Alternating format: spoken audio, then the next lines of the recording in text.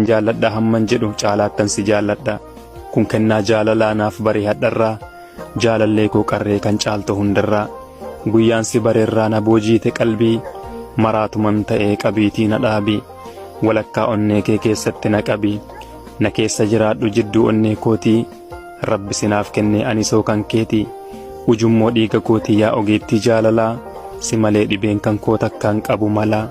Ijji kiyya maaloo si arguuf dharraate na bubbutaa jirtii onneen na dhahattee. Dhufa kan kee eegdii kunoo banaattaftee. Hangan si jaalladhu hin danda'u ibsuu dhukkubni jaalalaas qabee naman ciibsu. Anoo bubbulee raamsituun beeku malee ergan si millachuuf bahee karra bulee. Naan jette lubbuun koo wal agarraa laata utuman si yaadoon du'ee badaa laata.